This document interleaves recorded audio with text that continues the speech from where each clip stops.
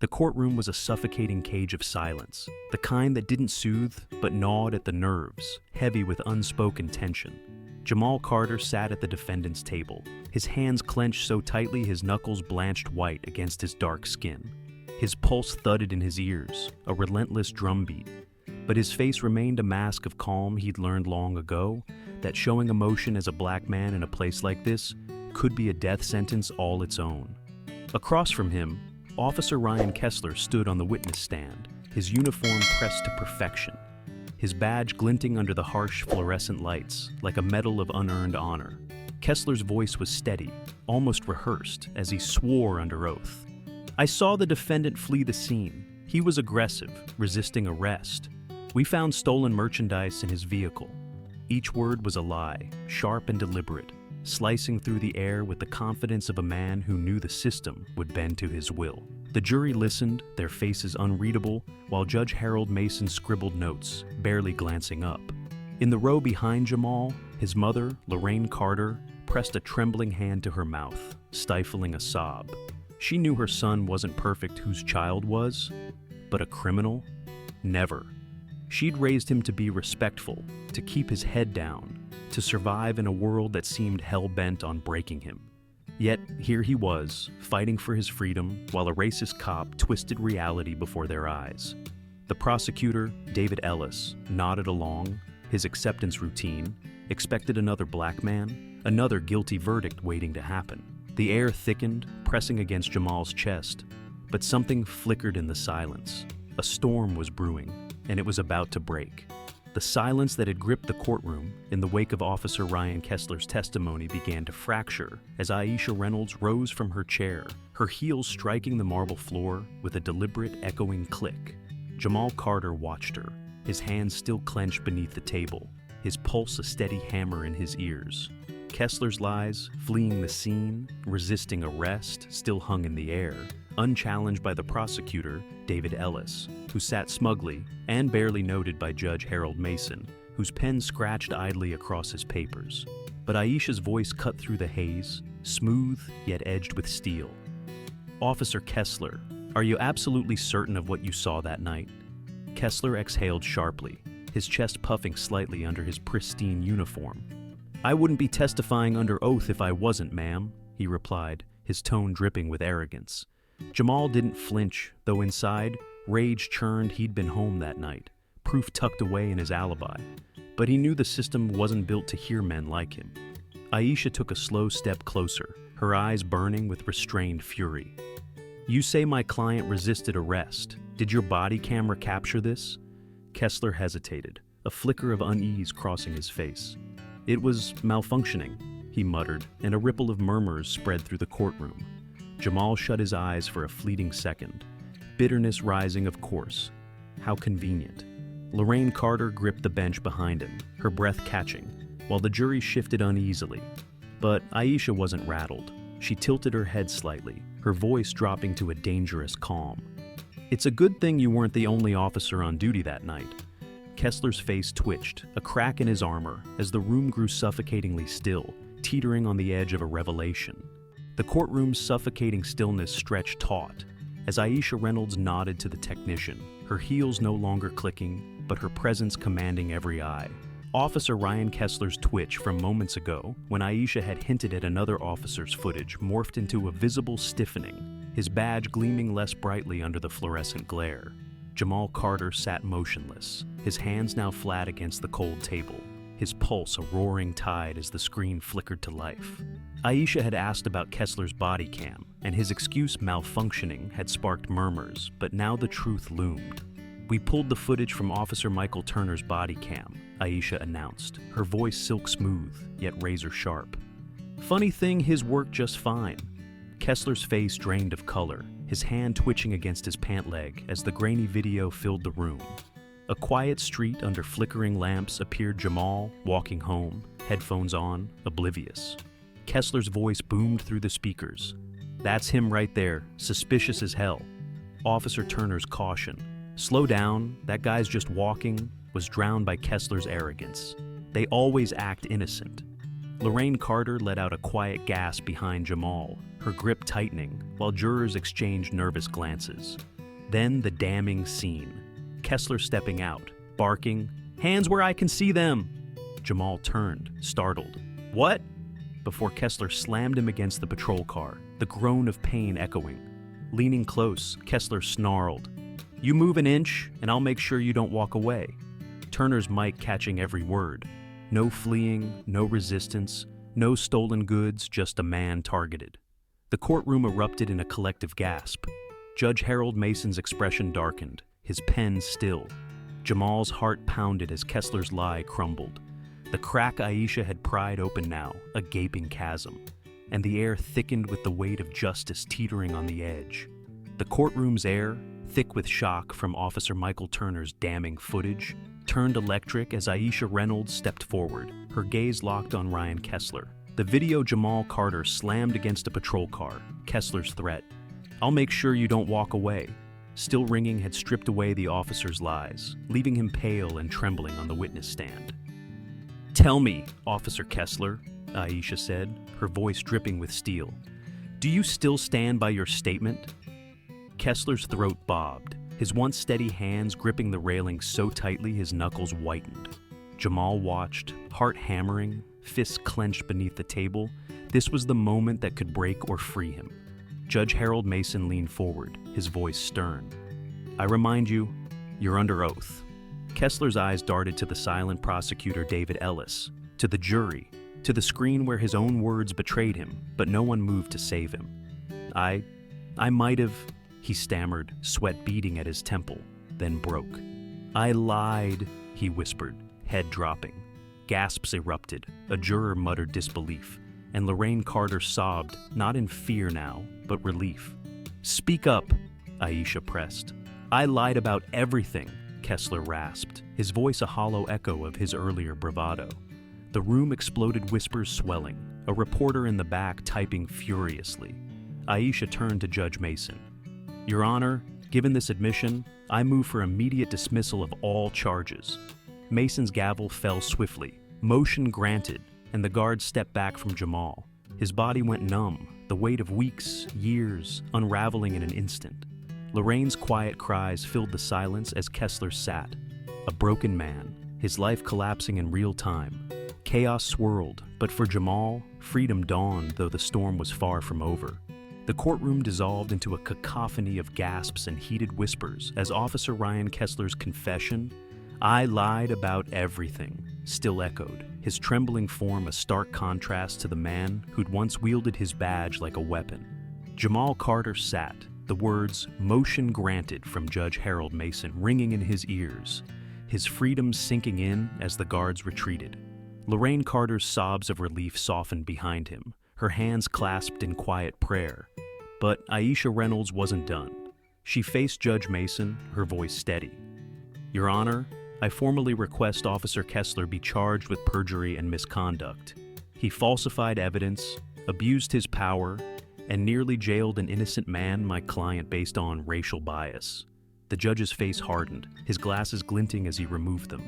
"Officer Kessler," he said, tone dangerously controlled, "you've disgraced this court. I'm ordering an immediate review of your actions and recommending formal charges." Kessler flinched, head bowed, as two bailiffs approached, their hands firm on his arms. He met Jamal's eyes for the first time, fear now, where arrogance once reigned, before being escorted out in contempt, the crowd erupting anew. Mason wasn't finished. "I'm also ordering an investigation into the police department and the DA's office," he declared, his gaze piercing David Ellis, who shrank in his seat, his case in tatters. Aisha squeezed Jamal's shoulder, a silent reassurance as he stepped outside the courthouse. The sun hid his face. Freedom, after months of shadow and cheers, rose from a growing throng of reporters and activists. Lorraine clutched his hand, tears shining, while whispers of Kessler's downfall spread. Jamal inhaled deeply, the weight lifting, but Aisha's resolve and Mason's orders signaled this was no end, just the spark of a reckoning that would burn far beyond these walls. The courthouse steps buzzed with energy as Jamal Carter emerged, the sun warming his face for the first time in months, a stark contrast to the shadowed victory within. Officer Ryan Kessler's handcuffed exit still lingered in his mind, fear in the man's eyes where power once sat. While Judge Harold Mason's orders for investigations into the police and DA's office echoed as a promise of deeper change. Cheers erupted from the crowd. Reporters, activists, community members, microphones thrust forward, cameras rolling. Ryan Carter gripped Jamal's hand, her tears glistening with pride and exhaustion, whispering, "You're free, baby." Aisha Reynolds stood beside him, her expression unreadable but firm, murmuring, "They'll want a statement." Jamal exhaled, steadying himself. A month ago, he'd been a case number, another black man ensnared by a system rigged against him. Now, voices chanted his name. He stepped forward, the crowd hushing as his voice rose, steady despite the tremor in his hands. "This isn't just my story," he said, eyes sweeping the faces before him.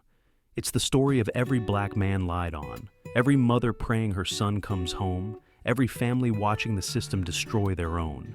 The truth should have been enough, but it wasn't until a camera caught it, until someone fought back." Murmurs of agreement rippled through, a woman in front nodding fiercely. "What if there'd been no footage?" he pressed, voice sharpening. "How many more are trapped because they weren't lucky?" The air thickened with tension, his words a spark igniting shared anger and hope. Aisha gave a small, approving nod. "You ready for what comes next?" she asked quietly. Jamal turned to her, the weight of freedom settling into resolve. This wasn't just his win, it was a call, and he was ready to answer. Jamal Carter's words on the courthouse steps.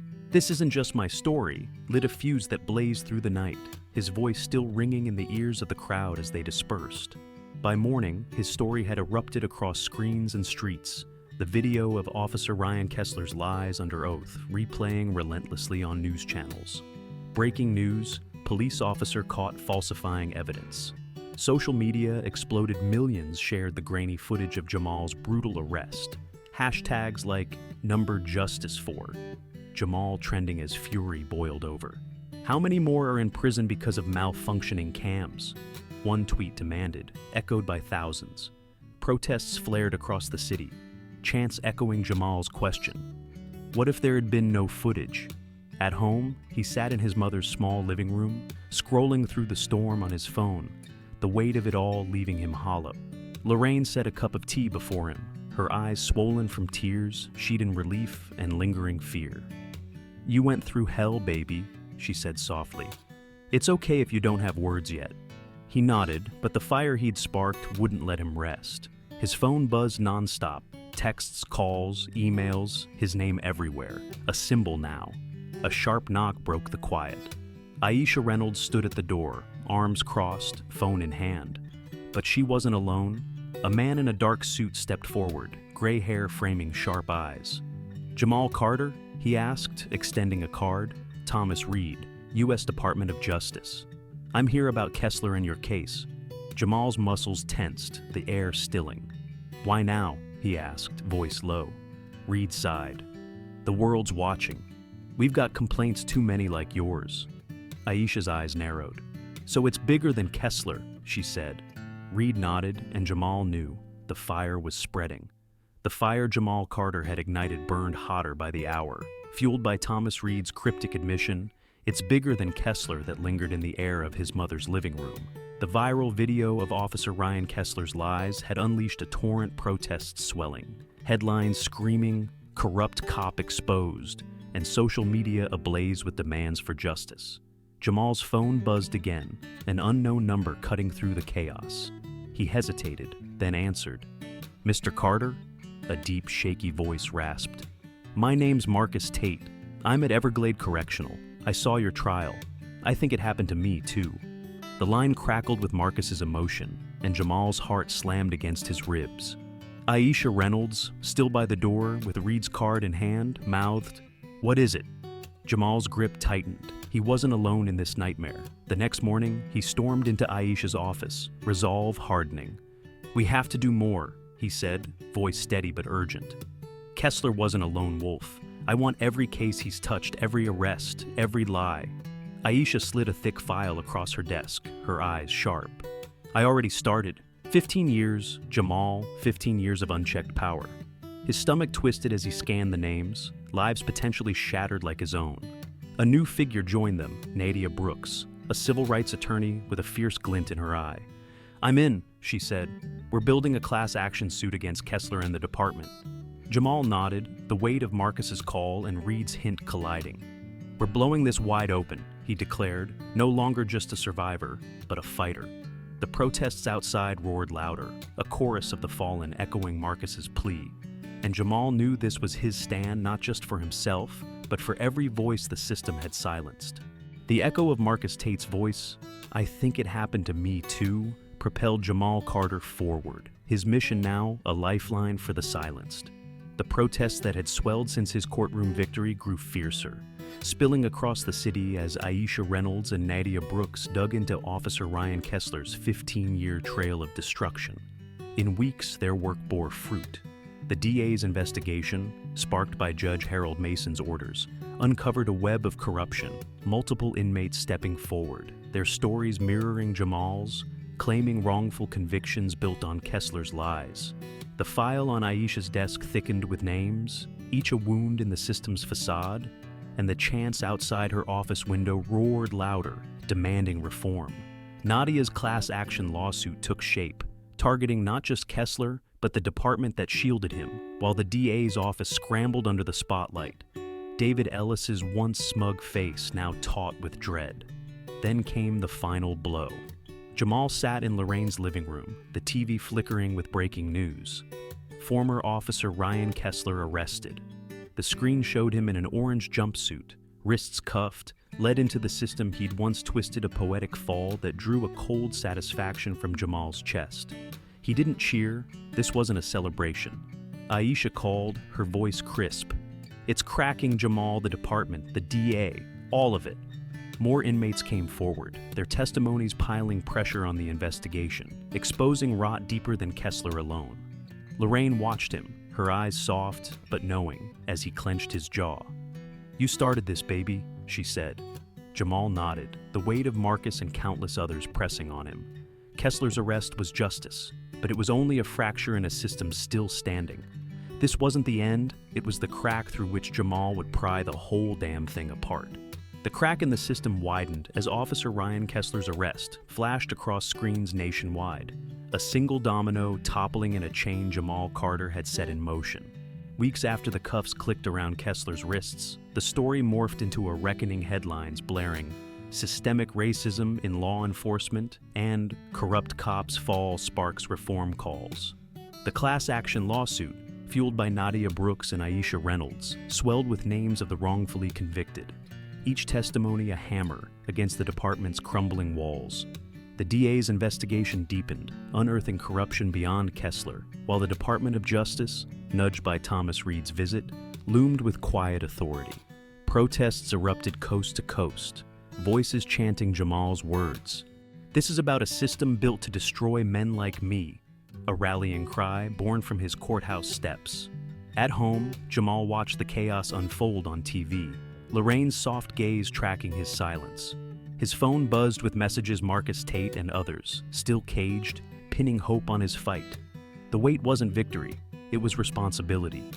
Aisha met him at her office, papers strewn across the desk. "It's bigger than we thought," she said, her tone resolute. "The DOJ's digging, the lawsuits are piling up, this could change everything." Jamal nodded, his jaw tight. "It has to," he replied, thinking of Marcus, of the names in that file, of the years stolen by a system that didn't care. He stepped outside, facing a crowd that now saw him as more than a survivor, a leader.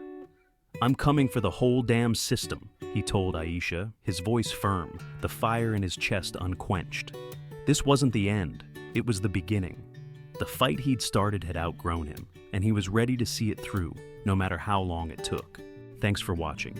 If you enjoyed this video, don't forget to hit the like button, share your thoughts in the comments, and subscribe to the channel for more stories like this. See you in the next one. If you enjoyed this video, don't forget to hit the like button, share your thoughts in the comments, and subscribe to the channel for more stories like this. See you in the next one.